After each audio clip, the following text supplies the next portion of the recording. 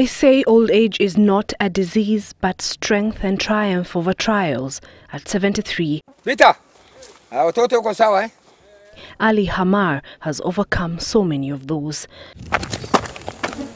He walks with a slight limp, nothing he can't handle, he says. This scrubland in Kinna, Isiolo County, is his home. Here, he is free to tend to his animals. He seldom goes to town. Trips there bring back memories he would rather forget. As we sit down to talk, the bitterness begins to show. Adui katika dunia, Asia, Europe, Middle East, Africa, hakuna adui kama KWS. Pain he has carried with him for the past 3 years or so when KWS rangers from the Meru National Park knocked at his door in Kinna town. The night before, they had arrested his neighbor on suspicion of poaching. At daybreak, they went back for him. Nikasikia tu gari ya game nasimama vapi mbele ya mlango yangu. Nasema ile mzee ni hii, menzake amechukulia jana, shikeni huyu. He escaped arrest though, after local businessmen who witnessed the incident told of the rangers they would come for him a second time. Ka watu wa game, ikiwa na senior, wanakuja baka hapa kwangu. Nasema hiyo maneno walikuwa ni anakuja wrong side. Sorry. Mimi namwambia wrong side, alikuwa anasikia nini? Mimi na ondofu, sema hatujasikia. Basi kitu gani tunahusika? Walinyamaza kwangu wakaondoka. Basi tangu siku hiyo, duse kila baada ya mesi chache anachukulia mtu, tunakosa hata life yake. For residents, escape from arrest means escape from possible death. Many have been taken, never to be seen again. Kama KWS iko na market ya nyama ya binadamu, waeleze serikali ya Kenya. Those who came back brought horrific tales. Abdullahi Golicha claims he was arrested as he drove his father's cattle to new grazing land, not far from Kinna town. Mwingine anapiga sisi na bunduki, nyuma hii amachukua bunduki. Mwingine anapiga sisi teke, mkofi. Sasa wakati ya mwisho sasa alitulalisha sisi hivi straight. Alituweka mawe hapa juu, na mwingine anasimama na mguu hapa juu ya kichwa. Na mwingine anatufinya sisi. Sasa aliniambia mtaleta bunduki ama uleti. He is currently facing charges of possession of several elephant tusks.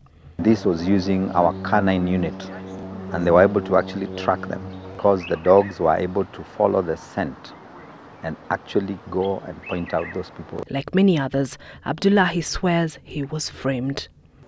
Sasa alikuweka sisi kwa gari akupeleka sisi. Akachukua pembe kwa store yao, akaweka mbele ya gari. Atupeleka sisi hapa kwa maua.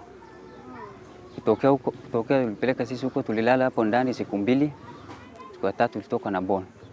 Kinna is sandwiched between Bissanadi Game Reserve and Meru National Park, a place rich in flora and fauna. About 30 years ago, KWS committed to manage the game reserve on behalf of the defunct Isiolo County Council. Recent killings and abductions have, however, brought that relationship crumbling. Our KWS turned against the only people they should have actually looked at as the partners in protecting the wildlife. This here is the scene of the latest confrontation between the locals and KWS officers.